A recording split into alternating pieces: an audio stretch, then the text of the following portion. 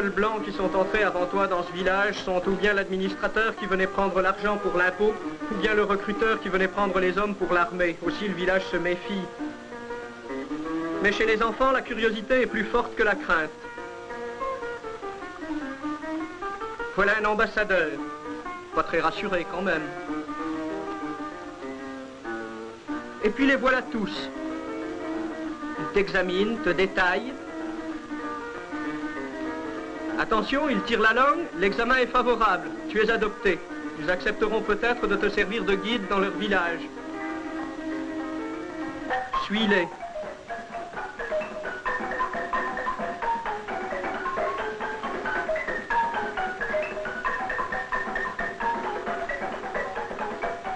Tu verras des choses très pittoresques, sans doute.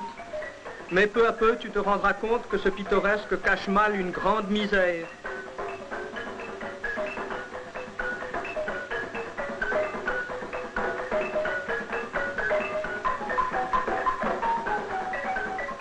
Baraman va se marier. Ses amis l'aident à préparer les briques de pisé avec lesquelles il bâtira sa case. Mais à chaque tornade, la case aura besoin de sérieuses réparations.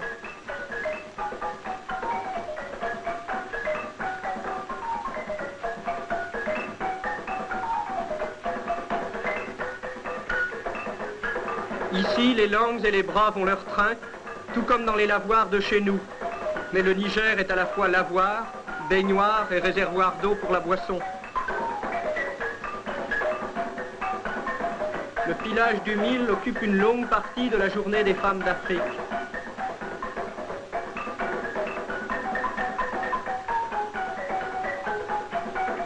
Et elles doivent aussi, bien sûr, comme toutes les femmes du monde, s'occuper de la toilette des enfants.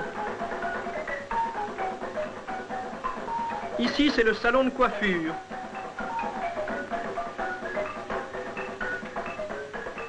Côté messieurs, le rasoir du cinéaste fait rapidement l'affaire. Mais côté dames, quelle réussite! Continuons notre visite. Voici le cordier qui tresse à partir de fibres de sisal tous les liens dont se sert le village. Les pêcheurs, comme dans les petits ports de Bretagne, maillent leurs filets.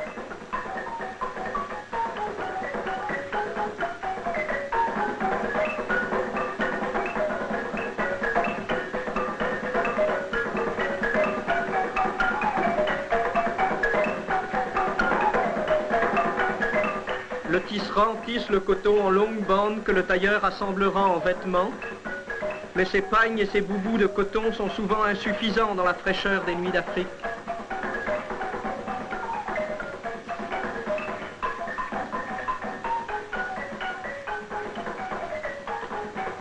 Voici les bateliers qui fabriquent une pirogue en assemblant 2 troncs d'arbres creusés. Les clous sont un luxe qu'ils ne peuvent se permettre.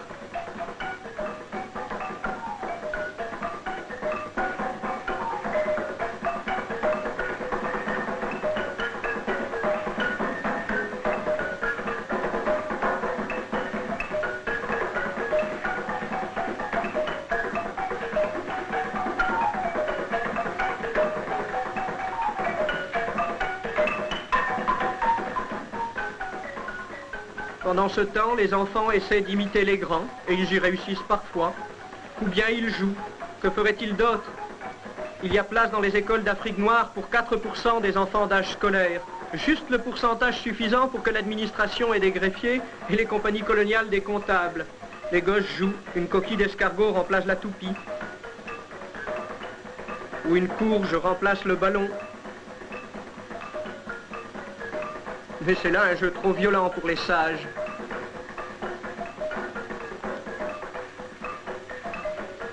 Oxford et Toulouse n'ont pas l'apanage du rugby.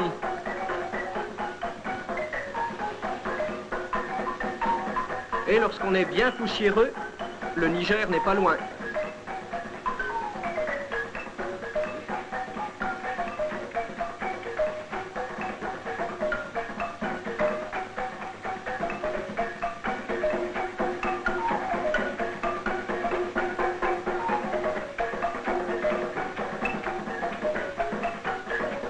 Préfères-tu le calme, la paix des champs? Suis ces 2 philosophes qui s'en vont rejoindre les gardiens du troupeau. Là-bas, dans une confortable maison de pierre, monsieur l'administrateur fait la sieste, écrasé de soleil. Mais ici, il faut travailler, suivre le troupeau cherchant pâture dans la brousse.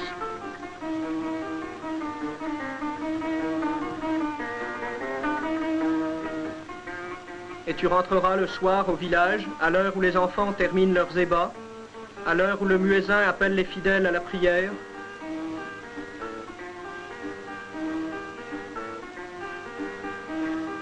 À l'heure où l'on se groupe sur les rives pour attendre les dernières pirogues.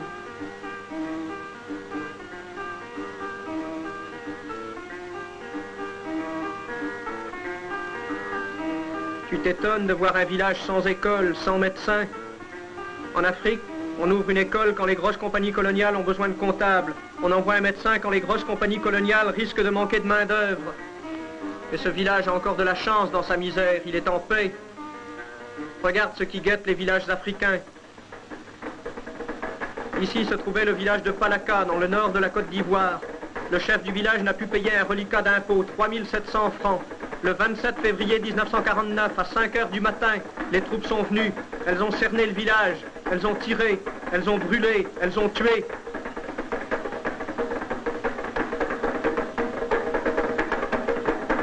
Ici, le chef de village, Sikali Ouattara, a été enfumé et abattu d'une balle dans la nuque, d'une balle française. Ici, une enfant de 7 mois a été tuée, une balle française lui a fait sauter le crâne. Ici, du sang sur le mur, une femme enceinte est venue mourir, 2 balles françaises dans le ventre. Sous cette terre d'Afrique, 4 cadavres, 3 hommes, une femme, assassinés en notre nom à nous, gens de France.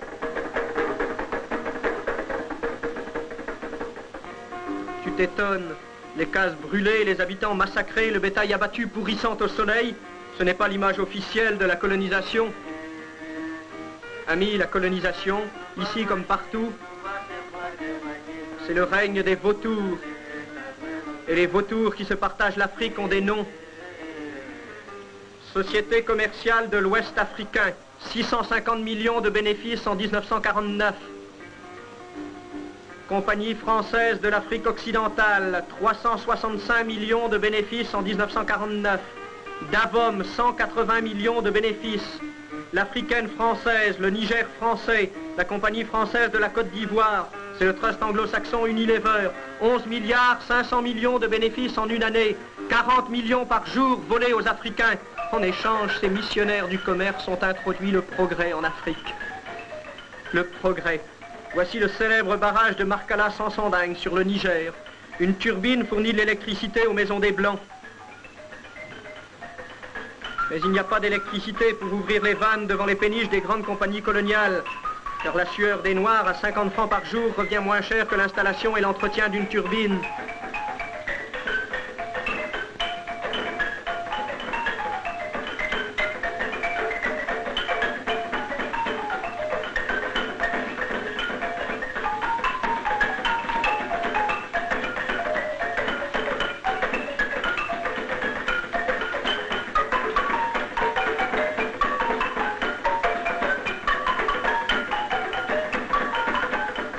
Il paraît qu'il existe, au-delà des mers, des rouleaux compresseurs qui sont des machines fort utiles pour faire les routes. Mais en Afrique, pas besoin de rouleaux compresseurs. Les Noirs reviennent moins cher.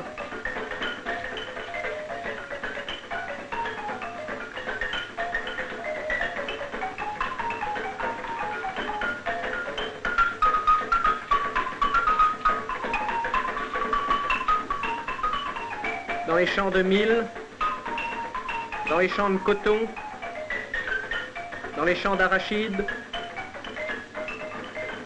les femmes noires, les enfants noirs travaillent. Les revenus de l'Ossieur et d'Unilever montent en flèche. Perfectionner l'équipement, à quoi bon? Une machine ferait le travail de 20 noirs, bien sûr, mais 20 noirs à 50 francs par jour reviennent moins cher qu'une machine. Alors usons le noir.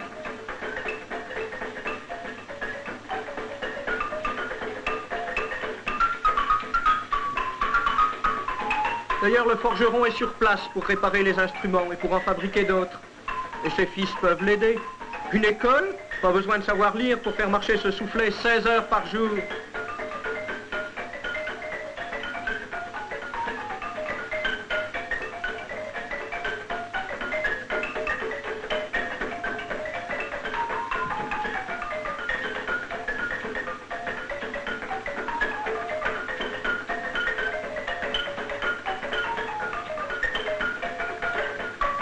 Les Noirs travaillent dans les plantations.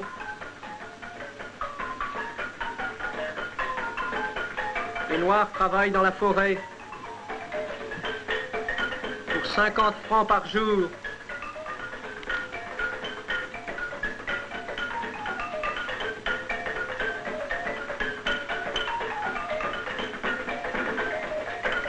Les richesses d'Afrique s'accumulent. Un proverbe soudanais dit « Quand le bousier roule sa boule, il peine, mais c'est pour garnir son grenier ».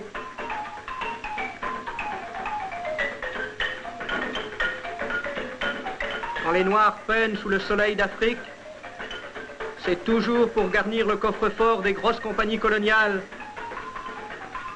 C'est toujours pour remplir les flancs de ces bateaux qui attendent pour s'en aller chargés de toute la sève africaine. En échange, il faut des volets pour la maison de monsieur l'administrateur. Pas sur la tête, une tête de noir est sale pour un volet d'administrateur. À bout de bras et plus vite.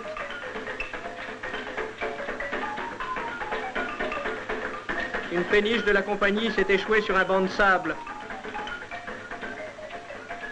Pas besoin de remorqueur pour la déhaler. Les nègres sont moins chers que le mazout. Si l'un se noie ou se fait croquer par un caïman, on donnera 500 francs à sa veuve.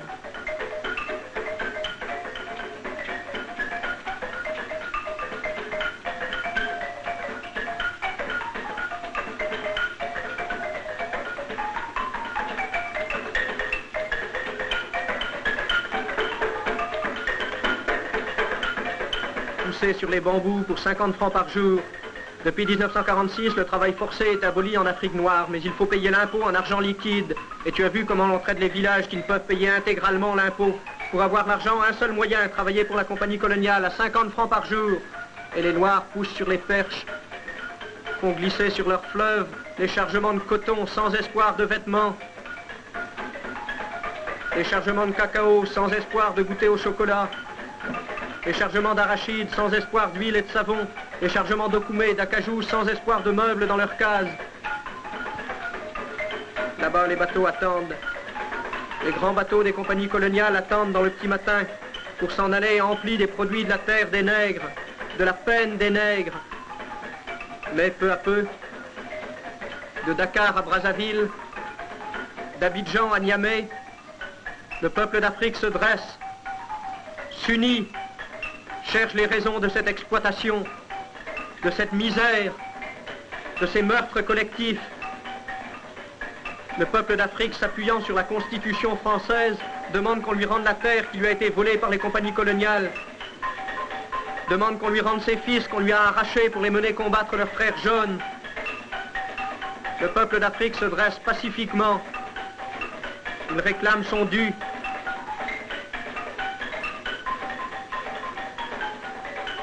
De Dakar à Brazzaville, d'Abidjan à Niamey, le peuple d'Afrique réclame. Mais il se heurte à une administration dont même un député MRP, l'abbé Boganda, a dit qu'elle était corrompue, raciste, machiavélique, qu'elle ne représentait pas la France mais commettait des crimes au nom de la France et de la civilisation. Et cette administration colonialiste répondra aux Africains comme elle a répondu aux Malgaches et aux Vietnamiens, par la force, la matraque, la prison, le fusil. Les camions militaires surgissent, semant partout la ruine et la mort. En notre nom, à nous, gens de France,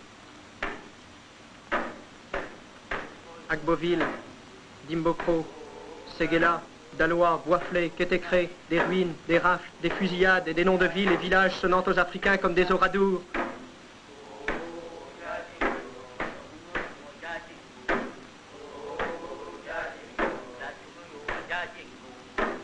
La police est passée.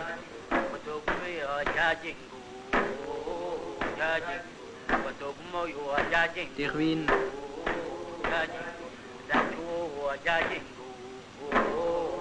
des rafles, des fusillades.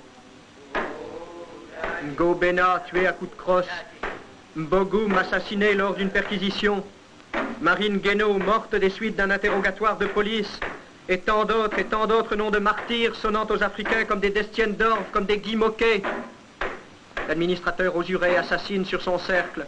Le commandant Cuny brûle vif un de ses administrés. La ruine.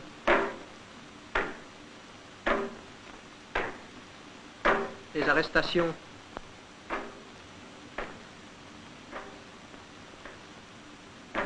Les morts par dizaines. La police passe. Dans la prison de Bassam où croupissent 1000 Africains, Mamba Bakayoko est morte à 70 ans.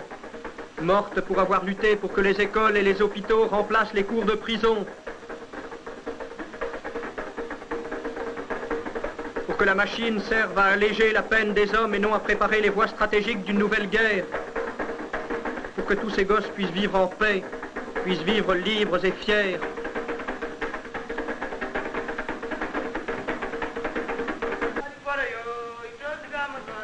Mamba Bakayoko est morte pour que le peuple africain puisse connaître enfin le bonheur. Mamba Bakayoko est morte, mais tout le peuple africain a pris place près du peuple de France, dans le grand coude à coude des peuples pour la paix et le bonheur.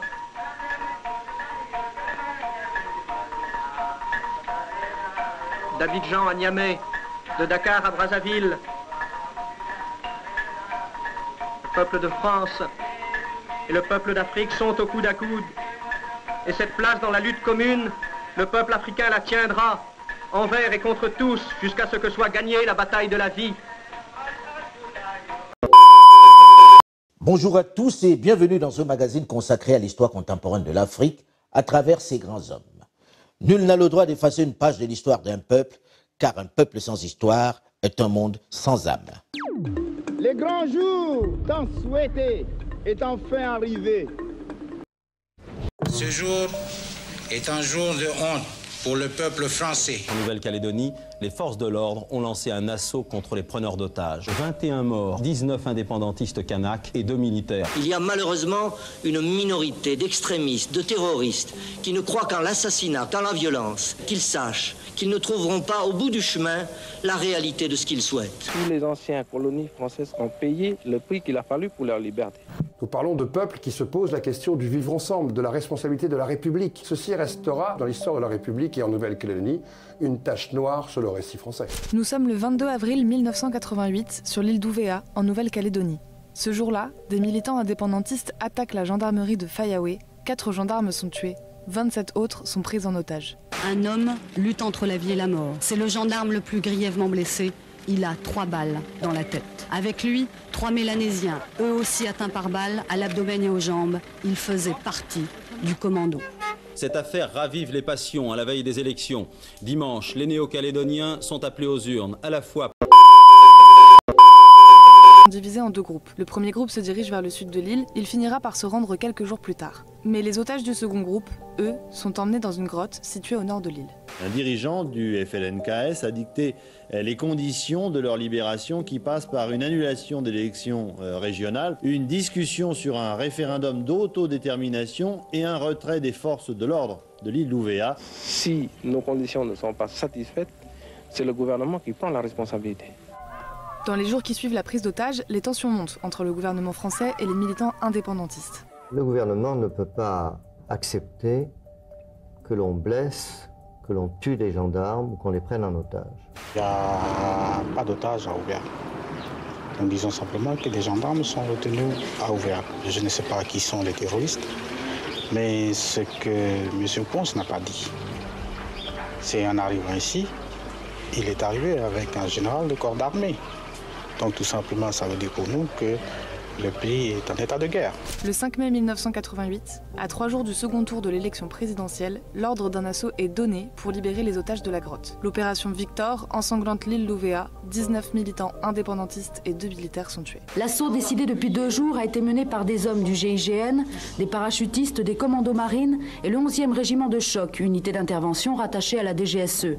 Une opération montée à la fois de l'extérieur et de l'intérieur de la grotte où se cachaient les ravisseurs. Les ravisseurs avaient installé des postes de combat avec une mitrailleuse et des fusils d'assaut FAMAS dérobés à l'armurerie de la gendarmerie d'Ouvéa lors de la prise d'otage. La dignité et l'honneur de notre armée et de notre pays consistaient à trouver les voies. Le seul roi africain qui refusa de s'incliner devant la reine Élisabeth et choisit le suicide à la place. Atta Amoboni était un roi Igala vénéré. Lors d'une réunion tenue à Kaduna, réunissant tous les chefs traditionnels de premier plan au Nigeria et en présence de la reine d'Angleterre, Atta-Ham fut fermement sommé d'enlever son chapeau pour saluer la reine d'Angleterre comme l'avaient fait les autres. Certains disent qu'on lui a également demandé de serrer la main de la reine, mais cela constituait un tabou pour le roi. Atta n'était pas comme les autres et refusait de se conformer. Il était tabou pour Atta d'enlever son chapeau en public. Lorsqu'il a enlevé son chapeau, la salle entière fut complètement envahie par un essaim d'abeilles qui émanait du chapeau d'Atta-Ham Oboni. La reine d'Angleterre et les autres chefs présents à la réunion se sont précipités dans tous les sens, à l'exception de l'amical Obéa de Bénin qui avait été prié par Atta Ahmed de sortir avant qu'il n'enlève son chapeau. La salle devint vide, car certains furent piqués par les abeilles et la réunion prit fin. Selon l'histoire, il fut ordonné d'arrêter et de menotter Atta-Ham Oboni par les agents de sécurité, ce qu'ils firent, mais les menottes tombèrent de ses mains. Il fut ensuite enfermé dans une pièce sur instruction du village du Nord et gardé par le personnel de sécurité, mais plus tard, le personnel découvrit qu'il avait quitté la pièce. Oui, je suis aussi choqué que vous. Lorsque la sécurité l'emmenait pour l'enfermer, il dit à son chauffeur, Amanabu de mémoire bénie, de ramener la voiture à Idash pendant que la sécurité l'enfermait dans la pièce. Il avertit alors Amanabu de ne pas se retourner jusqu'à ce qu'il sente une brise fraîche dans la voiture. Bien qu'Amanabu ait discuté un peu, ne voulant pas laisser Atta là-bas, il obéit finalement et commença à conduire vers Idash depuis Kaduna. Après un certain temps, il sentit la brise fraîche dans la voiture et Atta-Ham était assis à l'intérieur de la voiture.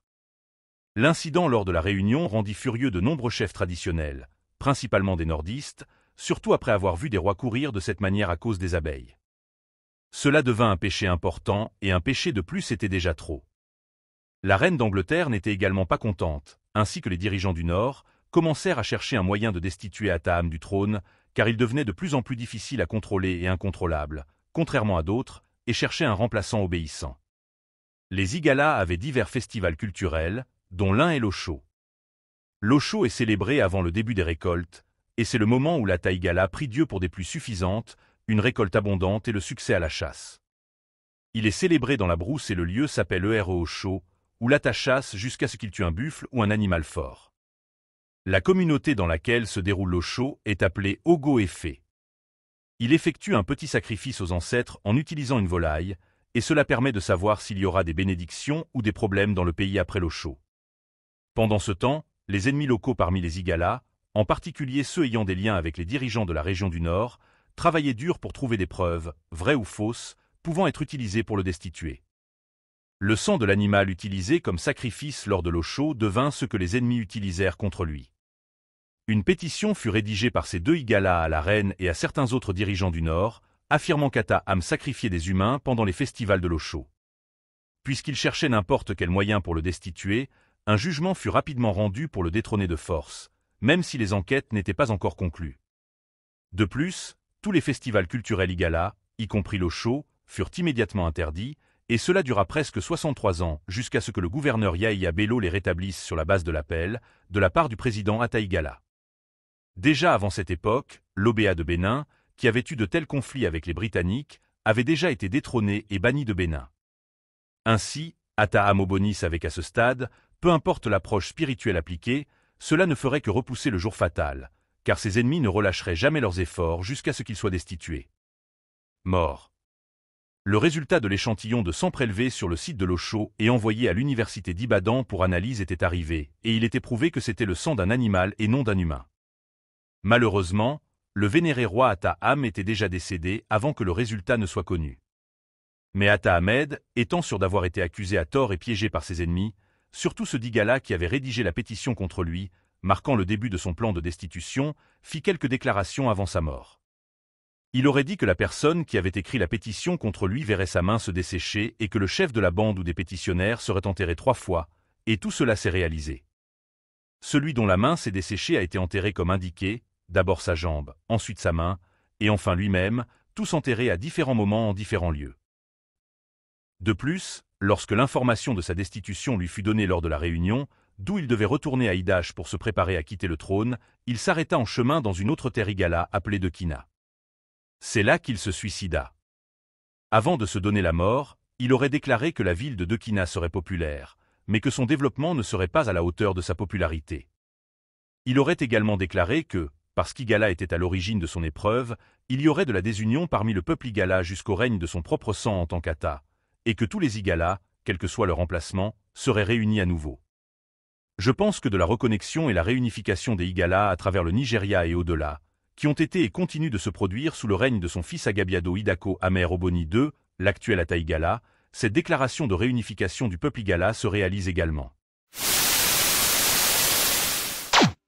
Pour empêcher les réunions et les discours publics de l'UPC. Le contrôle des correspondances privées devient systématique et les domiciles des militants sont fréquemment perquisitionnés. Du 20 au 30 mai 1955, une série d'affrontements oppose les militants de l'UPC, organisés en groupe de combat, à leurs adversaires politiques locaux soutenus par la France et aux forces de l'ordre de l'administration coloniale. Cet événement marque l'irruption de la violence dans la vie politique camerounaise et le début de la guerre du Cameroun, guerre qui va durer près de 16 ans et fait plus de 200 000 morts.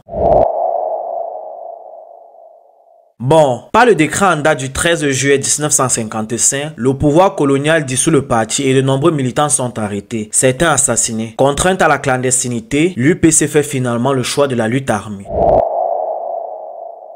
Sous la supervision du haut commissaire au Cameroun, Pierre Mesmer, une énorme répression s'abat alors de façon massive sur les UPCistes. Pierre Mesmer, ayant participé à la guerre d'Indochine, reste traumatisé par la défaite française. Il a alors qu'un seul objectif, exterminer tous les membres de l'UPC. L'armée française mène alors de vraies opérations de guerre dans les pays Bassa et Bamileke. Cette armée française regroupe alors de force des milliers de Camerounais en masse, les mitraille et les bombarde à partir d'hélicoptères. Elle bombarde au napalm plusieurs zones occupées par les nationalistes. Les têtes des combattants indépendantistes tués sont coupées et exposées dans les villages et camps de regroupement afin d'intimider la population. Pour résister, l'UPC n'a que des machettes, des goudins, des arcs et des flèches. Il se constitue alors en petits groupes de 50 à 200 combattants pour pouvoir résister face à l'armée française. Les fils de sauf qu'il peut. Et c'est comme ça que les corps tombaient. Je ne marchais pas encore comme maintenant. J'ai piétiné les cadavres comme ça. Les mitrailleuses, vous voyez même, ça coupait les herbes. Comme les militaires menaçaient trop, nous avions organisé un camp pour garder la population. Les militaires ont surpris cette population-là et avec l'armée française, ils ont ouvert le feu. Ils ont décimé cette population et il y avait un seul survivant. Le monde et on brûlait même les cases. Les personnes qui étaient dans... Mais des fois, l'armée française faisait entrer les gens et brûlait même la maison.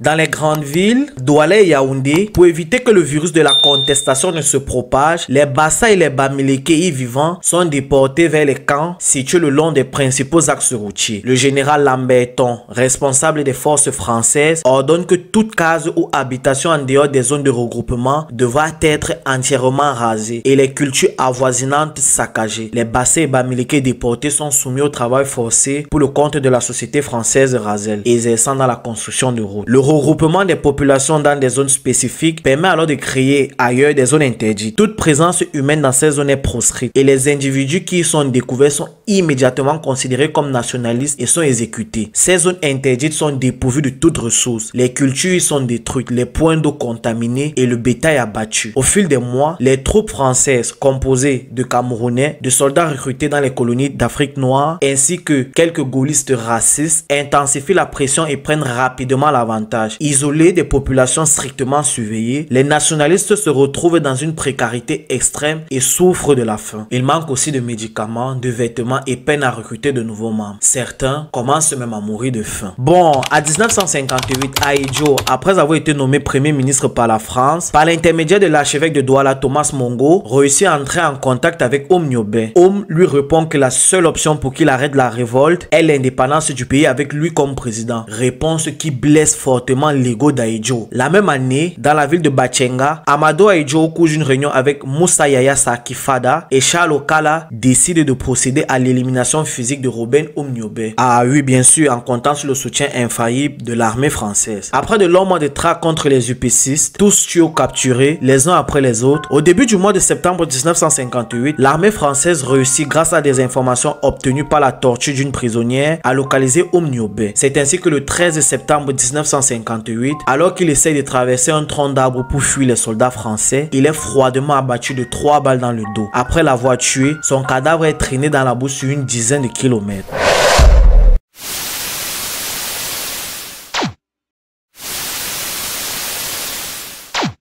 Vous auriez fait quoi, vous, pour l'Océan Viking? Social.